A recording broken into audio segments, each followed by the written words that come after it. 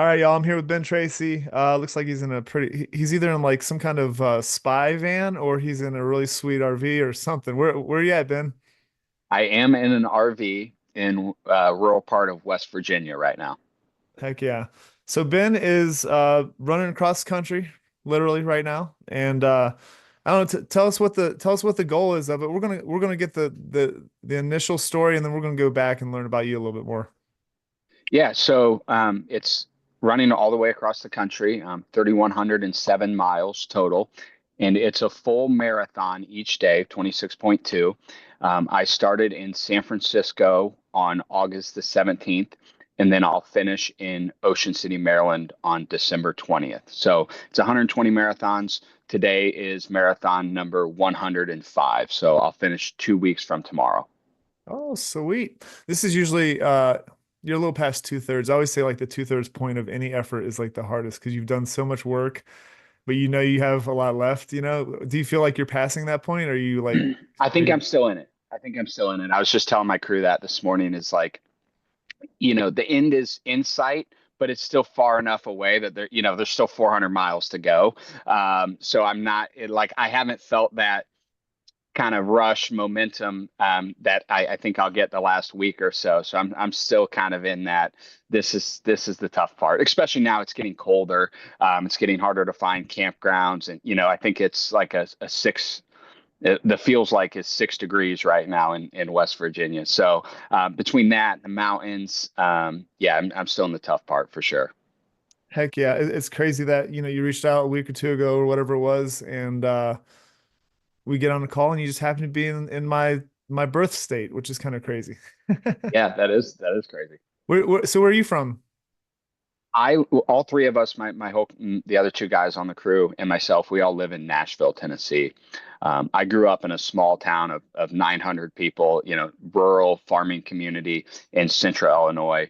Went to college in Chicago, lived up there for a few years afterwards, and then I've been in Nashville for almost 4 years now. Oh, cool. Great town. Love Yeah, love Nashville. it. We've put on some events there, and I have a lot of family in like Western Carolina, so it's all really close, but it's a cool town. Yeah, Awesome, Tennessee's man. awesome. So I love it. we'll get to your running history and everything, but you know, most people who do this effort, there's a lot of people who run across the country for different reasons, whether it's just to see if they could do it or if it's for a cause or something. I know you have a pretty near and dear cause here. Why don't you tell us about that? Yeah, so the cause is for youth online safety. So my real job is that I go to schools and I talk to kids and parents and teachers about everything that young people are exposed to online today, from online predators to cyberbullying, kind of the mental health component, the body image issues that are related to social media.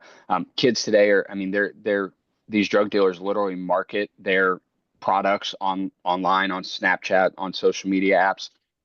And so warning kids about that, hey, this might not actually, the drugs they're saying they're selling are bad enough, right? Xanax and Percocet and things like that, but they're often now also laced with deadly amounts of fentanyl. And so warning these kids about those types of things as well. On the back of our RV, we have a memorial with 11 names of young people who have died just in states along my route of from social media related harms, all of the things that I just mentioned. So, in addition to the running, I'm also stopping and speaking at schools. I've done about 40 presentations along the way.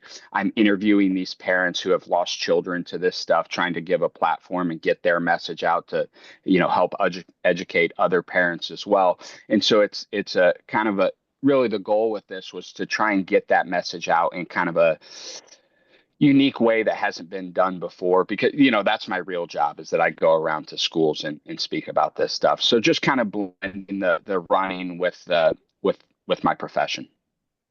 So what got you into this? Like, was there a personal story that got you into it, or you know, friend, family? Like, how did this all start? Yeah, so the backstory is, I was a kid growing up who did all the things right. I ran track in college. I was a sprinter. I was said I'll never run distance ever. But double major and good grades and student council and all the things they tell you growing up that you're supposed to do. And I graduated from college. I started working in politics in the state of Illinois. Did well with that. Kind of moved up the ranks. And then I got a job with a former governor of the state of Illinois and got fired on my first day because of a few inappropriate jokes that I'd made on my Twitter account from when I was like 17 years old. I mean, they went back through, I had like 5,000 tweets. They went back, they found 4 or 5 that were, I fully admit inappropriate, but from 2012, right? And so get fired from this job. It's Chicago. I mean, it's literally on the front page of the Chicago newspaper. I'm in the car with the governor as this story is breaking. And so, I'm 23 years old, right? And these posts are from 6 years before that when I was, 17, 18 years old. And then so I was like, thinking about it, okay, well, what job can I get? How do you move beyond that, right? Because on one hand, I have this great resume, but on the other hand, I now have like this thing hanging over my head, right? And so I started going to some college athletic departments and then into some high schools, just sharing that story. Like, hey, college coaches look at this stuff. Employers look at your social media. And like that seems so obvious now, but certainly when I was in high school, it wasn't. And even 6, 7 years ago, when I first started doing this work, it really wasn't. And then started going into these schools and I started hearing these kids' stories. I mean, they were literally coming up to me, showing me their iPhone, and they're talking to me about the cyberbullying and, kids who've had their nude photos passed around the school. And I mean, showing me on their phone, look, there's this grown man sending me inappropriate pictures on Snapchat. Like, can you help me with that? And I quickly realized there's way more going on here than just getting fired from a job and way more serious stuff. I mean, literally life and death in some of these cases.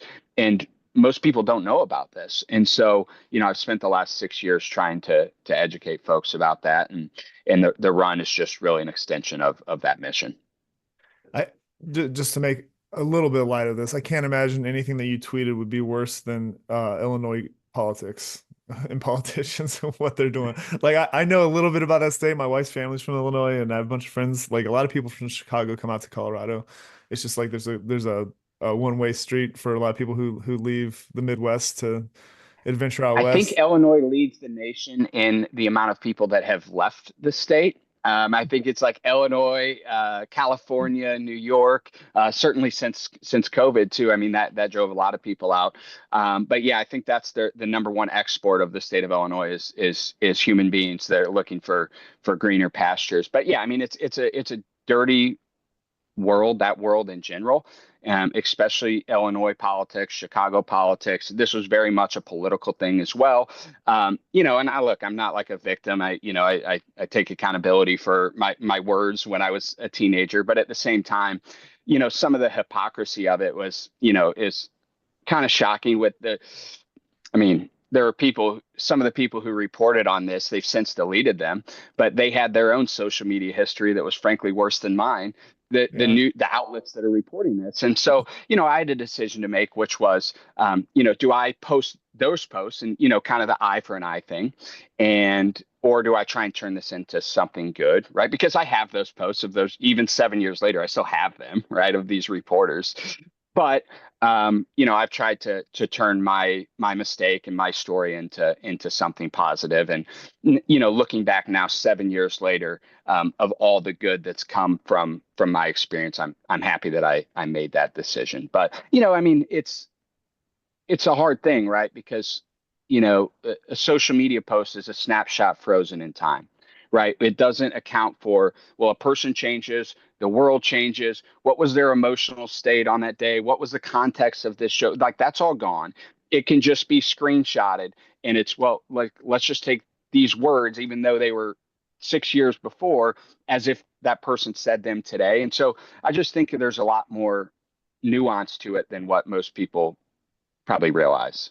Yeah, I mean, I'm 46. I feel very lucky, blessed, whatever word you want to say, that I could not put my thoughts out into the world when I was 15 or 16 years old. And it's just navigating, I'm a parent now, like navigating this world. My kids, my oldest is 13. He's got a phone, but it doesn't have any internet access, has no access to social media. Like he can text his buddies. That's pretty much it. Hmm. Um, and me and my wife had a hard stop on like, okay, we'll get him a phone when he's in eighth grade, just so he can have a little more freedom run around and stuff. And really for the social aspect, but not for the social media aspect. And I was hoping when we got on today, I'm sure you have a lot of data and numbers about behavior online that I don't have off the top of my head. But I listen to well, I've read The Calling of the American Mind and the newest book by Jonathan Haidt, The Anxious Generation, and just trying to, I mean, your situation is probably a frustrating one, and plenty of people have gone through college and like learned the hard way of their past social media posts and stuff, but it doesn't even touch on the important stuff of the amount of predators that are online, how easily they get into these kids' direct messages and into their ecosystem online, which is crazy. And then the psychological and development side of young people not being able to. I mean, none of us are built to share every thought and respond to how people think about our thoughts. Like it's just not a natural thing. But just realizing like where development actually comes from in young people and how they need to interact. And uh, we've been doing this since smartphones came out, what, like 2010, 11, 12, somewhere in there. So we actually have over the last 12, 13 years, we actually have some data now that's showing like these big spikes in mental health and personal personal harm that people commit to themselves and bullying and all the stuff that kind of comes along with it. And that's where my brain really goes when it comes to these issues. And then, like the really hardcore stuff is like buying drugs off of someone you might meet online. Like that's such a bigger issue when it comes down to it. But I think like the personal and the way that people engage as they're developing might be like more of a silent killer when it comes down to it. And what some things that I coach young athletes out here and just trying to be a mentor is like whatever you write down in text or send in a picture, like that is in the cloud for the rest of time, more than likely, unless something crazy happens. And like you said earlier, like there's no context in your words, even if you're cracking a joke privately in a text message with somebody, like that's text messages are still when it comes down to it, it's public information when it comes down to it. It's kind of wild. So like what are a few tenets like when you go speak to these schools, like what are some of the things that you're sharing to help protect some of these kids and like teach them and parents like what's going on out there and just try to help out some parents maybe that are listening to the show, you know? Yeah, I mean, from the parent perspective is make sure there's open communication. I mean, it seems so obvious, but so much of this stuff is incredibly awkward or uncomfortable, right? To go to your parent and say, I was sent something inappropriate. I sent something myself that was inappropriate. I've been watching these videos online that were fed to me in my algorithm, and that's kind of concerning what I'm seeing here, right? So it's an awkward conversation, A. And B, none of them want to lose their access to that phone or to Snapchat or to TikTok, right? They're addicted to it. And so Yeah. it's hard for the kid to make that leap to go to a trusted adult. So I think that's the first thing. I would also recommend for parents keeping anything with access to the internet out of these kids' rooms at night. So, I've been doing this 6 years. I've had thousands of these stories come to me of all the things that we've just mentioned. And I ask, when did this happen? And about 75% of the time, it's after the parents have gone to sleep. That's when their child is actually most vulnerable. And you mentioned the predators. Some of them are sophisticated and they know to contact a kid at that vulnerable time, which is later at night. And so, I mean, the FBI says there's 500,000 of those predators active online every single day. So parents ask me often, well, what's the right age to give my kid social media access? And I say to them, well, when you no longer just want to be concerned with the few dangerous people in your neighborhood or your community, and you're ready to expose your child to 500,000 of those people all over the world, that's when you should give your kid an iPhone, right? And of course, no one's ever ready for that, but that is the reality of the world that you are putting your child into when you give them access to this technology. It's wild. I was having a conversation, when you get to my age and you have kids, I've, tons of friends that have kids in the same age range. Like we'll say like 8 to 16, whatever it is. Mhm. And you talk about that the behavior of your kids and just like no, like if I want to go check on my kid's room to see if he's keeping it straight or if there's any weird stuff going on, I open the door and I go in. Like they're in my house. But Yep, for some reason, it seems like parents have a harder time to like grab the phone out of their kids' hands and say, "Hey, I'm going to look around and I'm going to look around in this little world of yours right here." Because to me, it's no different. It's I agree. kids are not built to have full autonomy until that's why we parent them for 18 years, generally speaking. And if you're not willing to like grab their phone out of their hand, this generally speaking, $1,000 computer that's sitting in every kid's hand that goes to any school in any high school in America, if you're not willing to grab that out as a parent, then you're probably not doing your job. And it's not judgmental on other parents. It's just like I think it's a blind spot. Like we're all just so uh kind of disillusioned with how everything slowly happened over the last 10 or 15 years. They're like, "Oh, it's just a phone. I'm disciplined on the phone." But yeah, you're an adult. You don't have like this developing mind that's curious in different ways and doesn't understand the dangers of it. So what are some tactics? I love the thing about keeping stuff out in rooms at night. Luckily, we haven't had any issues with the worst issue that I would have with my kid is he'd read until 1 in the morning, which is a good problem to It's a have. good But problem to have. Yeah. but generally speaking, like what's the pushback you get from stuff like that? I'm sure there's always, some qualifiers when you're talking to people. Yeah, I mean, so I think you hit on the two biggest issues, right? You have on one hand, you have these life-altering events, right? That are most times on Snapchat. That's certainly the most life-altering quickly is an app like Snapchat, right? It's the purchasing a fentanyl-laced pill. It's the predators. It's having a nude image pass around. So that's one issue. The other is what you just touched on is kind of the what I view as like a how do I say like a kind of a corrosive effect over time, which is more like a TikTok and maybe Instagram, where these kids are shown these videos, and because of these algorithms, they get more of that content, and it is confusing for a kid at during that developmental time in their life, right? So um, that's your best outcome, right? Parents like they give all these reasons why their kid should have a phone. It's like, okay, worst case scenario is your kid is exposed to a predator or drug dealer or whatever. Best case scenario is your child is confused about themselves in the world because they're getting one message from their parents, their teachers, their church, whatever it is, and then a lot of times a conflicting message from some other kid on TikTok. And of course, they're going to watch those videos, right? They're children, they're curious. So I think that's you definitely recognize the two kind of major issues. As I see it as far as the pushback, the main thing I get from parents is, well, my kid is going to miss out on stuff if they don't have Snapchat. Okay, that's true. And some of the people in my space would say that it's not. But, if you have a 16-year-old daughter and every single one of her friends is on Snapchat and she's not on Snapchat, well, yes, she will miss out on things. I mean, I concede that point. But she's also missing out on all the other things that we just talked about.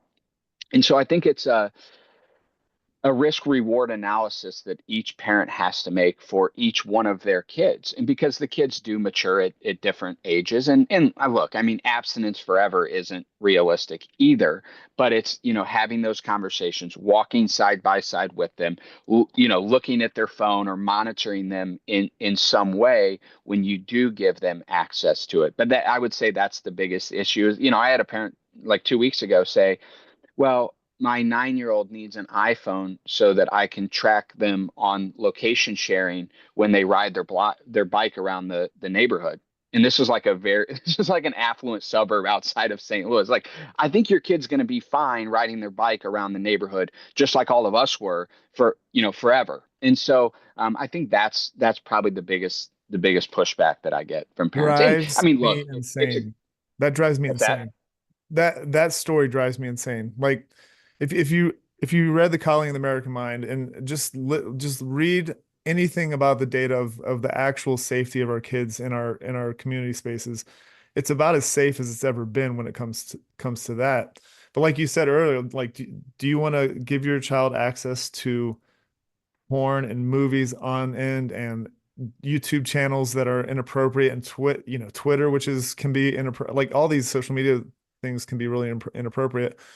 Or do you want to let your kid go ride a bike in the sunshine with some friends and play in the dirt? Like it's kind of crazy that we think tracking our kids is going to keep them safe. Like I don't and I won't track my kids until they until they lose my trust in that way. I I, just I think it's amazing that somehow I was playing in ditches and canals near alligators in Florida and came out alive. I just feel like it's a hard that's the narrative that for whatever reason we think it's reasonable to like put an iPhone, which has got exponentially more power to harm our kids than riding our bike around the block. How do Yeah. we change that freaking mentality? That's just what that's the crazy thing. Well, you mentioned the Jonathan Haidt, both his books earlier, but specific to the second one, one of the points he makes in the second one called the anxious generation is that kids have been underprotected in the digital world and overprotected in real life in Yeah. person, right? Where we don't let them ride their bike around the neighborhood, but we'll let them be alone in their room on Snapchat and who knows what other websites for hours a day, right? I mean, the average teenager today is spending 4.8 hours a day on social media. That's not screen time, that's not iPad or Chromebook for homework or 4.8? even in video game. Yeah. That is 4.8 a day. crazy. And so one of the questions you asked earlier was, well, what do you say to the kids is, well, I'm running across the country. Okay. It takes me roughly 4.8 hours of running every day. And now I'm 15 marathons away from running all the way across the country. What more could you do in that amount of time, right? If you just took that 4.8 hours and just took went outside or ran or walked or did literally anything else, you could probably accomplish a lot more in the same amount of time. And then just encouraging them to think longer term, right? Of, well, okay, what does that correlate? Like, how many years is that, right? Like, one kid came up to me. He's 15. His was 8 hours a day he was spending on social media. And I'm like, dude, if you live to normal life expectancy, you're going to spend 20 years. You've got 60 years of your life left, let's call it. You're going to spend a third of that, 20 of those years on social media apps, right? And I just ask him, like, how many years of your life are you comfortable handing over to Snapchat, TikTok, Roblox, Call of Duty, whatever it is, right? And so I think, because it's so easy to get, you know, the day to day. Well, yeah, it was 5 hours today. Well, those hours become days and weeks and months and years, right? And so that's the kind of perspective shift that I try to share with the kids when I'm speaking to them. Oh, that's crazy. Okay, so I'm sure you have plenty of stories. Why don't you share two or three stories of it can be on the traumatic side. It can just be anecdotal conversations that you've had over your career. We'll get into the running piece here in a bit because that's really interesting too. I'd love to hear about that. But I think that the one that probably most exemplifies just how naive a lot of parents are was I was in I mean, look, I've heard thousands, some of these stories I forgot, and at this point some don't even surprise me anymore. But let me start with one was I don't know, maybe 2 years ago. I was speaking at this school, and I spoke to the parents the night before, the kids the next morning. And as I'm speaking to the parents, I was talking about sextortion, which is these online predators target mostly young boys with nude images of girls, get them to send a nude picture of themselves, and then extort these kids for money, usually small amounts of money. And those situations have led to many suicides of young people, including a couple of the names on the back of our bus. Two families I've actually interviewed, two of those families along, as I've been running across the country. So anyway, I put this slide up. It says sextortion, and this mom in the back, she's jumping up and down and raising her hand, and so I call on her. She goes, "Can you make sure you don't use that word sextortion with the kids tomorrow?" And we haven't had that conversation in my home, and that word and sex, it just makes me feel very uncomfortable. what And age I group said, is this? "Yeah, this what I was speaking to the parents. The next morning, I was going to speak to a group of third to fifth graders and a group of sixth to eighth graders. Okay. And I said, look, I will talk about this scenario, maybe not using that specific language. It's not the first time I've done this, but if your kid is on these apps, they need to know about these dangers." So the next day, I speak to the children, and this little girl comes up to me. She's bawling her eyes out. And she's like, she tells me, "I've never told anybody this before. I hope that you can help me. I'm 10 years old. I've had an iPhone for 3 years. I got it when I was 7, got Snapchat, got Instagram. Last year when I was 9, I got TikTok." She said the same grown man has been sending me nude images, videos of himself, and making me, because he possessed those of me, right? He had my pictures, and so he's making me send inappropriate pictures and videos of myself back to him, threatening that he'll release those. And I mean, she's just like, I don't know what to do. I don't know how to talk about this. Can you please help me? And thankfully, I was able to. But then this little girl walked away, and the mom was, or the principal was standing behind me, and she said, "Remember that mom that was losing her shit in the back last night? Well, that little girl is her daughter." And Dude. so that's just like, I mean, that's what's so frustrating to me. She's worried about me using the word sextortion. It had been happening to her own daughter for 3 years, and her daughter couldn't go to her, clearly, but she went to a guy who showed up at her school for an hour, And so I think that just exemplifies these, these issues Yeah, it just related pisses to me. It makes me drugs. so mad though. Like I'm not a perfect no, nobody's a perfect parent. Any parent would say that. Right. But you're putting like you're putting the power of the devil in some of these kids' hands, which is freaking psychotic to me, man. Like have you not been on TikTok? Like you give access to an 8-year-old on TikTok. I know it happens a lot, and I'm in my own little bubble because I'm really strong-willed about this stuff. But the Well, it's fact that you, crazy, dude. I mean, think about it. Think about like when you and I are growing up, right? My parents wouldn't let us watch an R-rated movie because there's like a sex scene and an F-bomb. And then now these kids are spending 4.8 hours a day, I many of them seeing nothing but that, and nobody cares. It's like it's kind oh, of crazy, and it's super frustrating to me. People ask like, okay, well, kind of sum up everything you've learned in one sentence, and I'm like, the parents are the problem. I mean, that's truly how I feel. And absolutely. it is so frustrating to me. And Well, we do these parent presentations, and then the parents who do actually show up to them are the ones who already kind of get it. Like you would come, but the one yeah. who most needs to hear it is like at home scrolling on Instagram. So how do we fix that problem? Well, and the idea, and I don't know if you talk about this in your talks, but the anxious generation one, I'm only halfway through, but talking about how boys and girls handle social media differently and how and I'm just paraphrasing. So uh how little girls usually kind of go more internal and have more of that like anxiety and stress internally, and how boys kind of go more outward acting out, like typical stuff that we've known about boys and girls forever. But the power of comparison, especially in young women, based on the stuff that I'm reading, just seems like something you would never want to put your kid. I mean, middle school is hard for me it's hard for everybody. Like middle school is a tough time for kids, and to have the tough time and dealing with changes in your body and all this stuff, and then having to navigate social media where you're being compared like 15x to what you are at school. You're already dealing with bullies and mean kids, and you're just not understanding what's going on around you. I can't imagine putting my kids through any more stress than they'd have to go through, which is kind of crazy. Yeah, But these kids, they really do struggle with that, and especially the girls, with body image issues. And they tell me they're like, you actually can quantify who the prettiest person is in school and who the most popular person is in school, and that's the person who has the most followers and likes on social media apps. I mean, of course, that's not true, but that's the way that these kids are. That's the way they look at it today. all right, so solution-based stuff. I think we could probably go ad nauseum on all the negative parts, and a lot of it's kind of common sense. And like you said, like the parents who get it already get it, and hopefully some of these things you're talking about will open some eyeballs out there. But what are some solutions when it comes to like tactical things around social media and best case, best use cases for kids on how to manage that? What are some tools that parents can use, whether digital or in their local communities, that can be helpful? Yeah, let's just dive down that a little bit.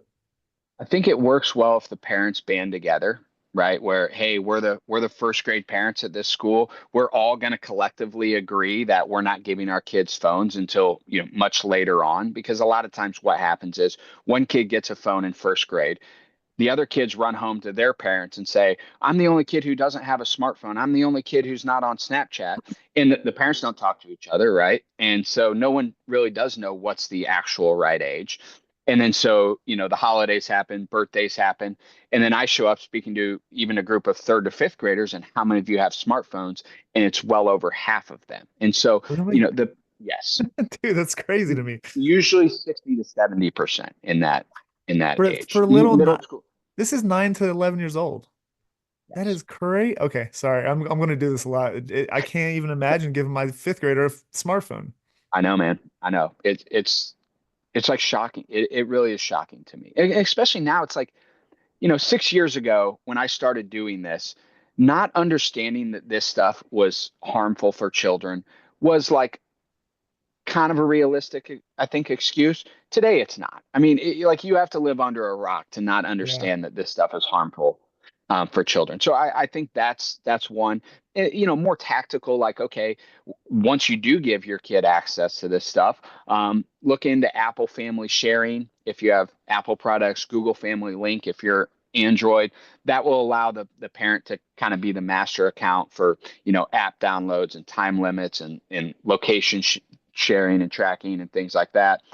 There's a company called Bark, which is one of our sponsors for the run across the country. But they have a safe starter phone for kids where you can block a lot of these different types of content. They just came out with a watch. They have a parental monitoring software that can tie into an iPhone or an Android, and so basically it uses contextual artificial intelligence. So if it detects something that is potentially problematic, it will send a notification to that parent's device so they will know in closer to real time when something has occurred.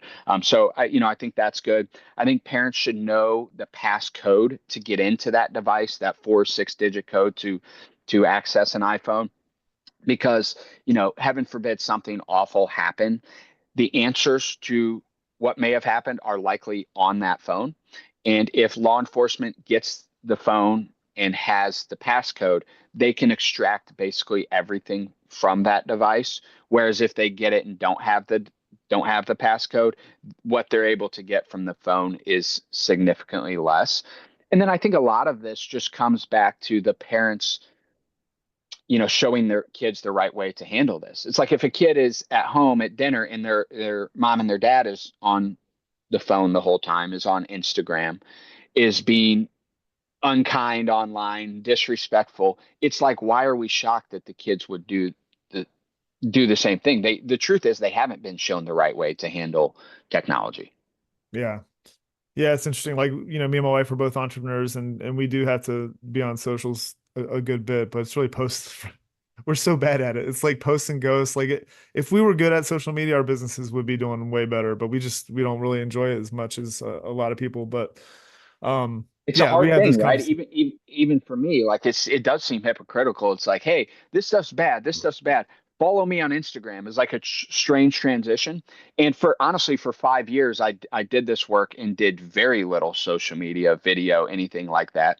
But then I realized, well, the parents I most need to reach are the ones that are online. And so that was part of the thing. Well, okay, if I'm going to do social media and I'm going to talk to the press, well, then let's at least make it something that is worth listening to, like running across the country. So that was part of the motivation for doing this stuff myself. But yeah, a lot of the there's influencers even within the online safety space, which is kind of strange. And we got to come at it from we can be completely naive coming at it and idealistic, but at the same time, there are tons of good things about social media and tons of good For things sure. about the internet. We wouldn't be having this conversation without social media or the internet. So For sure. I think just understanding what those are, and then just maybe not giving the keys to the truck to 10-year-olds. Maybe we teach them how to drive for about 6, 7 more years, or let them get through puberty at the very least. Like wait till they're 15 or 16 when you can have an adult conversation with them and explain some of these concepts because that conversation is going over the head of most 9 and 10-year-olds, I would assume. So For yeah, sure. I don't think either one of us would sit here and say that the internet is a bad thing. We're in a different world and the tech is only going to get more and more advanced and probably freaking creepier than we can ever imagine. Yeah, So it's not going away, right? Like living completely off the grid, like that's not realistic for 99% of people. yeah, we got w- we moved to this new town when my oldest was going into seventh grade. Like we moved literally 2 days before before school starts. So he goes into this new school. Like middle school's hard enough to not come into a new town and be around all the new kids and stuff. And he didn't have a phone, so we got him a little flip phone last year. And the thing was, it wasn't even the matter of not being a smartphone. It was just so hard to use after using these smartphone interfaces for 10 years or whatever. Yeah. He's like, I can't even pull it out. He's like, I just get made fun of every time. I was like, all right. So we looked for another option. So we looked at Bark and then we found Gab, which is another similar phone. Yep. Gab's another one. Yep. They're good. And this is just to let people know, like, it looks like an iPhone or a Google phone. He can take pictures. We can approve app downloads. So he's got some music and some reading apps on there, but he can't get on the internet at will, and he can't do social media at will, but he can at least engage and like get somebody's number without feeling self-conscious, which that was our solution. It wasn't really to let him fit in. But it was to give a little more efficiency to his day to day. But just letting people know, like the Bark product is pretty solid. This one has been really cool. It just connects to our Verizon account, even though it's not an iPhone, and it's been working really well. So keep Yeah, and that in mind. there are a lot of options besides, and it doesn't have to be an iPhone with Snapchat and TikTok, right? And that's something that has also changed since I started doing this. When I first started out, that pretty much was the only option, but it seems like every day there's some new, safer, less advanced tech coming out. That's where you want to start your kid, right? Let them show that they can be responsible on a Bark phone or Gab or whichever company you decide works best for your family. And then once they've shown that they can be responsible for a while, right? They've taken that driver's ed with that phone, then maybe it's an iPhone with no or very little social media. And then it's another one after that, right? Introduce it progressively as opposed to everything all at once without any training or education. Heck yeah. All right, we're gonna get into the run for a little bit, and then I'm gonna circle back and share an idea with you that I have that's in the space and get your opinion because I haven't shared with too many people. So we'll see what you think. All right, Sounds good. so you left August 12th, is that what you said? August the 17th. Yep. August Is when 17th, I San started. Francisco. Yep. Were your feet in the water? Yep. Okay. Right next to it. Yep. We started at this Muir Beach overlook, it's Oh called. yeah, I know that spot. That's a gorgeous spot right there. It's a great spot. It's not a great spot to take an RV up to. Yeah, I believe that. I love the trails out there. It's all, I was a college baseball player and I swore off distance running my whole life until I became an adult and realized like I can't go get 20 guys to go play baseball. I'm not playing in an adult league because it's too much of a commitment. Uh-huh. Basketball, literally, which I'm good at too. It's the only sport that's completely destroyed me. I'm always tweaking ankles or tearing crap in my knees.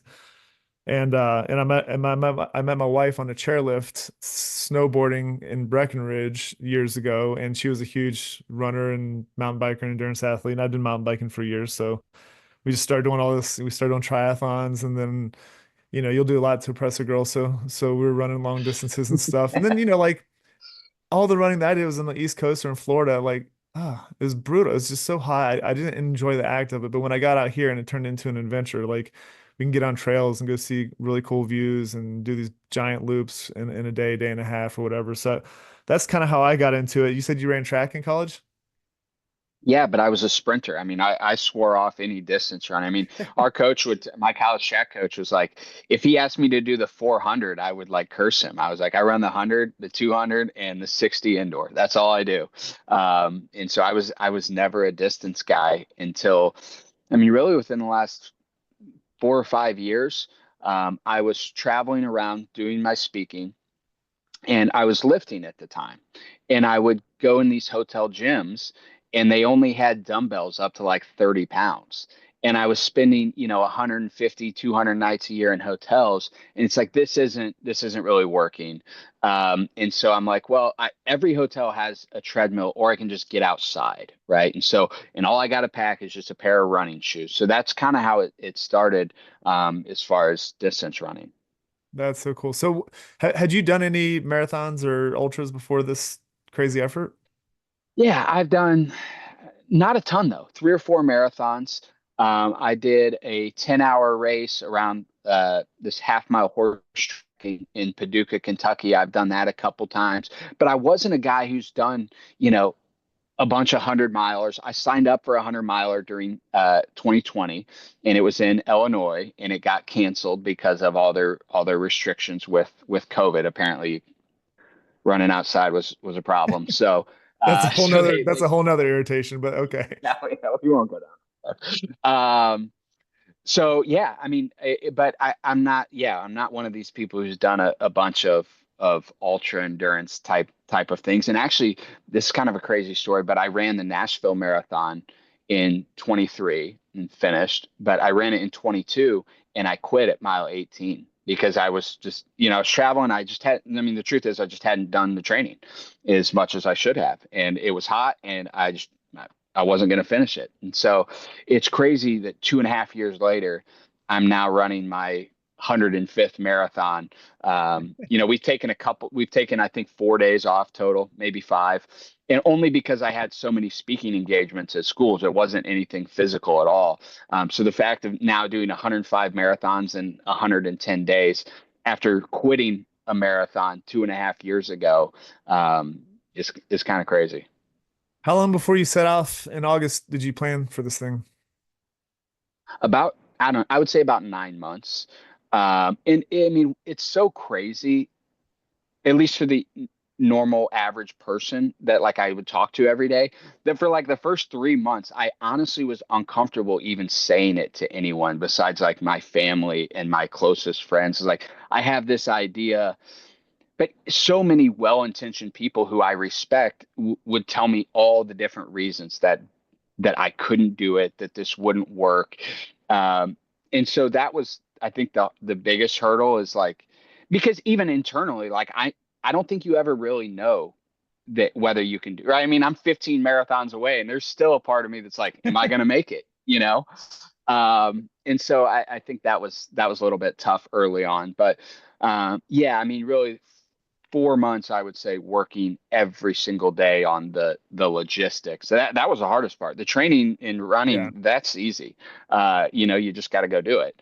The logistics and then speaking at schools along the way, trying to make sure that I was in the right place running wise for the school speaking engagements and in these interviews that I'm doing with these parents and experts in the field. That's where it's been a little bit difficult logistically. Yeah, one tip I gave myself and I'll give anybody who's either doing big athletic stuff, it's usually endurance for adults now because nobody's going out and playing a real sport like with a team. Like who does that? It's impossible, you know. It's Right. either for like a big effort like that or it's like for business people because I've been an entrepreneur my whole career and it's like if you have that good idea that you're going to go for, start it first and then you can start telling people because what happens that happened with you is like people take their own self-doubt and they just push it onto you like tenfold. They don't even have the mind capacity to imagine those things because they've never imagined them for themselves. So of course they're going to tell you, "Oh, you're going to get hurt. Oh, the roads are dangerous." Like they're going to give you a million reasons why you shouldn't do the things. And that's why we don't listen to those people. Generally, we just tell them. It's so funny. I'm like, people are telling me this stuff. They're like, there's mountains out there, right? I'm like, no shit. There's snakes. No shit. I know all these things, but I'm Uh, gonna I'm gonna do it anyway. Like I'm gonna try anyway, knowing that, yeah, of course that it could This fail. this is a good question. You knew generally how long it was going to take because the marathon a day kind of figures it out for you.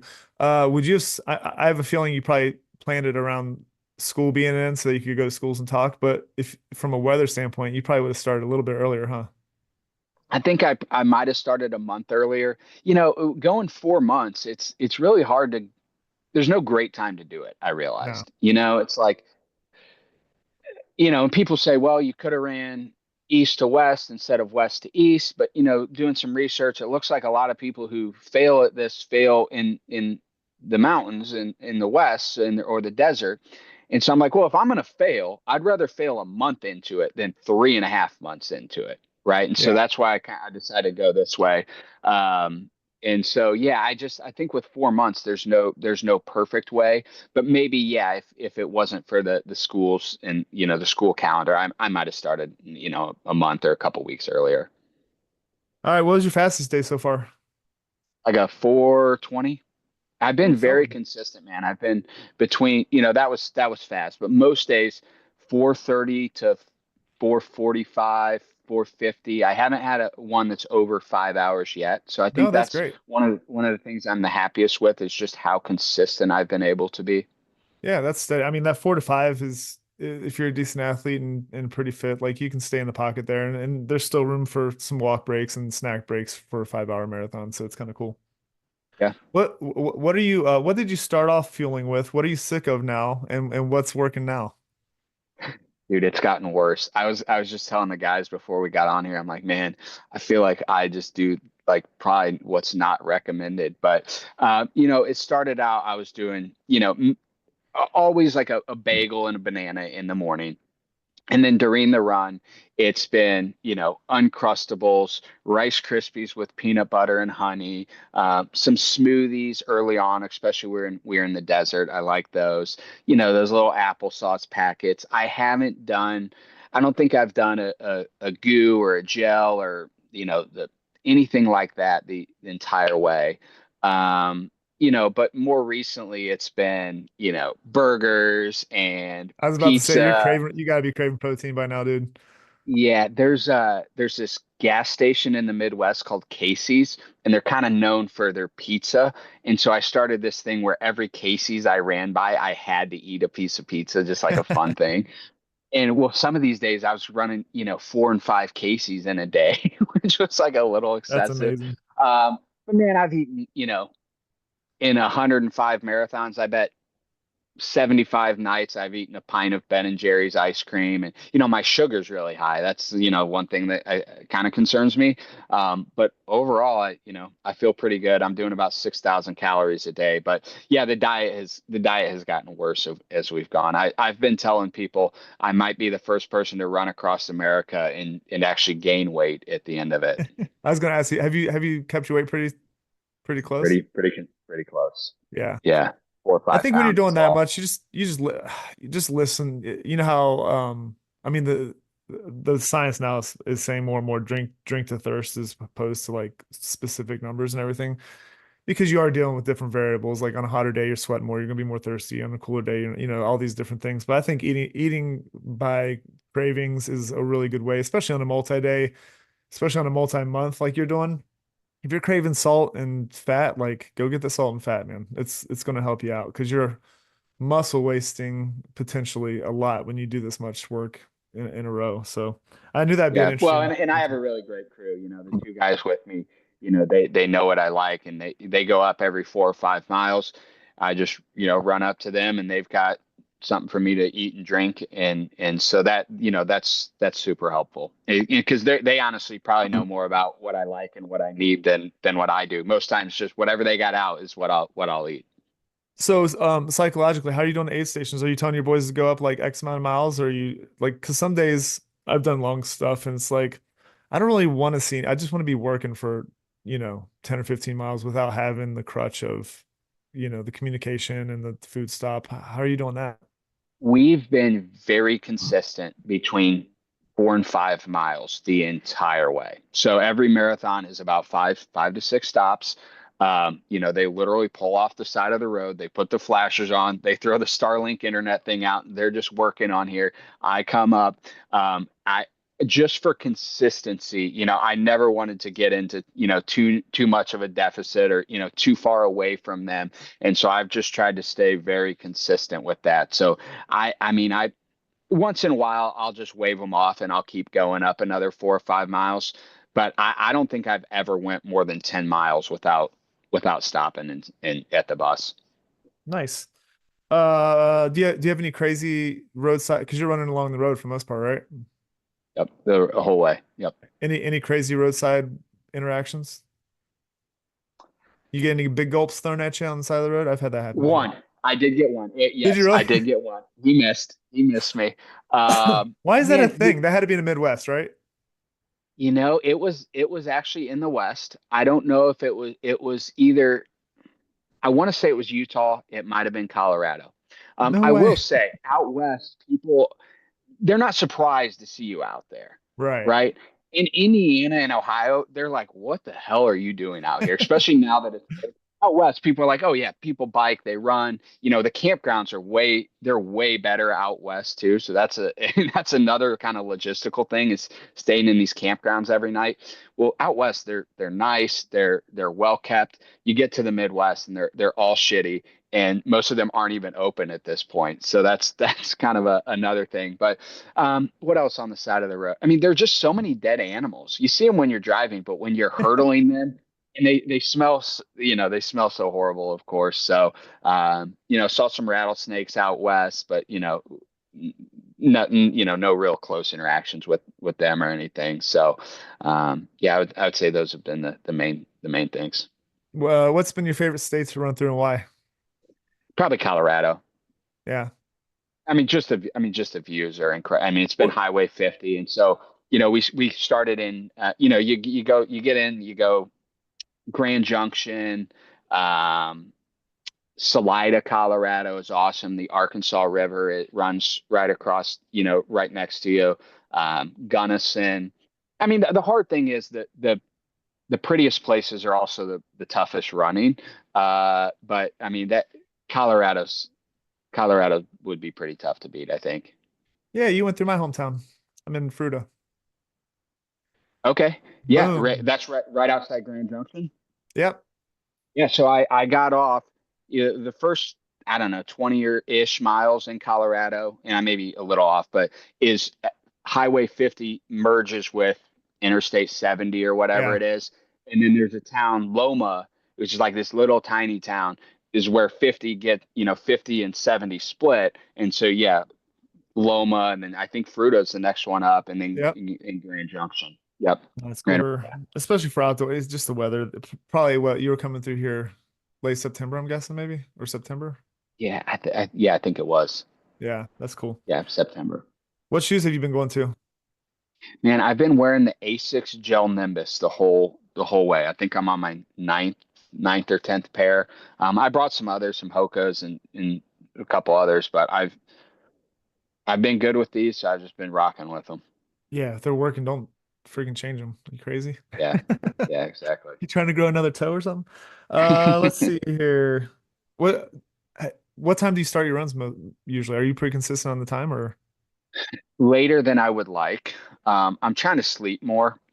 Before this, I don't sleep a ton. 5, 6 hours a night. I'm trying to get 7 or 8 hours. So we've been starting a little bit later, and that's another thing where it's hard. Is I'm doing the speaking engagements and the interviews, things like this, and so it usually is like a start at 11, finish at like 5 type of deal.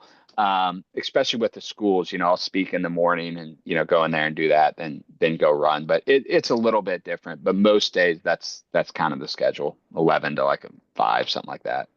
That's cool. Body's holding up though. No major issues. No, no. I mean, I got some blisters early on. I haven't had any issues really with chafing at all. Um, I haven't had a blister in probably 2 months. Yeah, I honestly expected it would be a lot tougher on my body than not that it's not tough, but it's that I would have more, like that I would have an injury, and I haven't. Isn't that wild? Yeah. Well, with your work, before I pitch you my little idea, with your work, what is your main goal? Like, where do you see what you're doing? Is this something you want to do for the rest of your life? Is this just a passion project? Like, what is your main goal with all this? And um, what do you want your work to matter? What do you want it to mean when it comes down to it? Well, I want these kids to be safe, and so I'm going to do this until they are. And I've been saying since I started, like I want to put myself out of business. That's the goal, right? Um, you know, w- which means that kids aren't exposed to these dangers. And so until that happens, I think I'll continue in this space in some capacity. And that was kind of the point behind the run too. It's like maybe if I run across the country, we can get some parents to wake up to this stuff, and it can open up some new platforms. And because a lot of this people in the online safety space, they're well intentioned, but they only talk to each other. You Yeah. know what I mean? So it's like we need to get to the people who are maybe interested in running, or we meet them at a gas station and they're just curious about what I'm doing, and I can share this message with them. And so I think we've had some success with that, but just trying to bring it to a new audience and get the message out in a new way. But yeah, I think I'll be in this space in some capacity. That's awesome. Do you have schools in West Virginia you're speaking at? Actually, no. This is one of the few states where we just kind of well, I'll be through here pretty quick, but I did a lot of speaking in Kansas, Illinois, Missouri. I think I spoke almost every day in all those, but not so much as I've got further east. With Thanksgiving and then Christmas, the schools do a lot of, end of Programs. semester testing, all those sorts of things. So just the setting them up is a little bit more difficult. Well, I just looked at the map and I am correct. You will be running literally within 20 feet of my sister and brother-in-law's house in West Virginia. Really? And they got a couple acres. I'll hit them up if you guys want a place to stop. Yeah, yeah, do. Yeah. Well, maybe once we get offline here, Yeah, so you don't I'll give have you to some share details. where they're at, or we Yeah. can figure that out. Yeah, that'd be awesome, man. Awesome, Ben. So I'm going to share your stuff at Ben J. Tracy for Instagram, tracytrek.com for this big undertaking that you're really close to finishing. And Yes. here's the idea. I bought this domain probably 2 or 3 years ago with a lot of the same ideals that you have. I just haven't been able to put it into action. And me and my wife are starting a gym out here. We do a lot of coaching and stuff online, but I've always been a coach in person, and I want to bring kind of my style to this little community we're out here. So I'm literally like podcasting in my office at home and then running over to the gym and building stuff. And so anyway, we're gonna have a physical space, which is where this idea comes into. But I bought the domain antisocialkids.org like 2 years ago. And the whole idea was to well, the initial idea was to do a newsletter and just bring the best information from all these different sources. Haidt was a huge inspiration because he's written on this extensively, and a lot of his contemporaries are in the space as well. So it was like a newsletter to bring information for parents who are looking for the type of stuff that you're doing and that this and that. But the secondary idea was to go and find as many like um brick and mortar businesses that could open their doors for a set period of time. I don't know what it'd be. Maybe it'd be 2 or 3 hours a week in chunks where kids specifically can come, put their phones at the door, and there's board games and there's ways for kids to interact. Like we have a lot of fun stuff at the gym that we have, whether it's bouncy house play, whatever it is, places where coffee shops where kids can come and they throw their phones in a basket and they just hang out without connectivity on electronic devices. So it would be one of those things we just start reaching out to. It would be a really grassroots thing. We just start reaching out to businesses and say, hey, can you throw the antisocial kids sign on your business? And people can reach out and find places where their kids can go connect without having them connect with randos in their room at 9:30 at night, you know? Um, Yeah, no, I love that idea, man. I mean, we sell shirts that say humans greater than screens, right? I mean, it's the same idea, right? But we talk so much about, okay, well, let's get these kids off these devices, and I'm guilty of it too, right? Like, but okay, well, then what? Like, we need to replace that with something, and that's what you're talking about here, yeah. right? It's like, okay, well, what's the alternative? Because so many of these kids tell me, yeah, I wish that I was doing something else, but if all my friends are also on their phone, well, of course I'm going to be on mine, and my siblings are on their phone, and my parents are on their phone. So, what do we replace it with? And giving those kids those places and spaces that they can go to, going in there knowing this is the expectation. When you go here, you're not going to be on your phone, as opposed to, you're all hanging out and you're trying to have a conversation with your friend and trying to get them to look up from their phone and kind of have that in-person interaction. So, man, I just love that. Heck yeah. Yeah, we're pretty like where we're at. Big shout out to D51. It's our school district out here, and they've put yonder bags in all of the schools here where when kids show up, they can't have phones on their person until they leave the facility. They're locked up. Like if you go to a Is comedy club, is that Grand Junction's public school yeah, district? it's Mesa County's county. Interesting. I spoke with their superintendent. He's an ultra runner. Yeah. When I was through there, and we wanted to get together, and for whatever reason it didn't work out. But he seemed very interested in this, and the ultra running, and his name escapes me right now. But yeah, I was looking into some of the things they were doing. I was impressed with that. Yeah, I mean it takes that level off where I mean, first of all, like I can text kids in my family that are in high school and they'll text me back within 2 minutes. I can text my friends' kids that are in high school back on the East Coast and they'll text. And my question is always like, aren't you in school right now? Like, what the heck are you doing, dude? But Yeah. it's always kind of interesting. I don't Well, know. that's a whole nother conversation is getting these devices out of classrooms and the Yeah. distractions and all the other issues that come with that. But that takes courage for a school administrator and school board to do because they do get some pushback from some parents who have that expectation that they can reach their kids at all times. So it's having the courage to do the right thing because every school administrator knows that that's the right thing. Like I don't think anybody could honestly say, any school administrator could honestly say, the school day is better. Our kids are educated better when more of them are on their smartphone during school hours. Like, I just don't think that's true.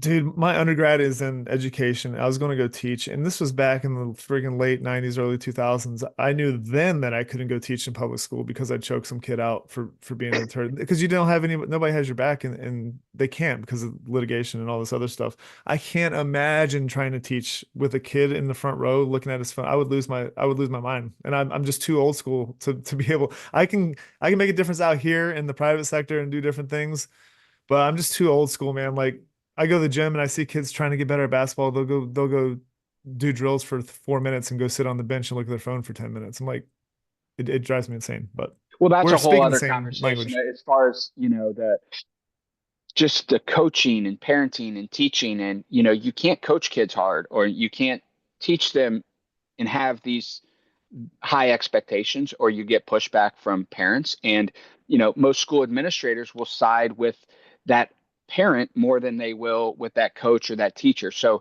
an example of this, like my high school basketball coach in small town central Illinois was like one of the hardest coaches you'd ever was out there. He's also one of the most winning, and I don't think that those two things are of course correlated. And people would say, well, he was so tough, he yelled at you guys, he chewed your, I mean, that's all true. But when I decided that I was going to run across the country, that guy had an event with 200 people there in my hometown. That's That cool. guy and his wife flew to San Francisco and were there when I started this run. And I mentioned that the hills and the RV and how that didn't really work out with the Muir Beach. Well, the first 7 miles was him and his wife in a rental car following me through those hills down to where we are in a So flat cool. place and then pick up with the RV. And so, that story is all to say, like, I think that all of us probably need that reminder of, okay, the people who coach the hardest, teach the hardest, have the highest expectations are actually the ones who love these kids the most. And by letting them get away with all these things, we're not actually setting them up for future success. Well, that is about as good of a note as you could end on in a conversation like this, man. I appreciate you coming on, reaching out initially. I knew right when you Yeah. reached out Thanks that I for wanted having to me. have you on. It was awesome. You guys go check out stuff, tracytrek.com. I'm sure all the socials on there too. But if you guys have any input or any thoughts or any pushback of anything we said, just hit me up. I love having those conversations too. Ben, thanks a lot, man. Thanks. Appreciate it, man. Take care.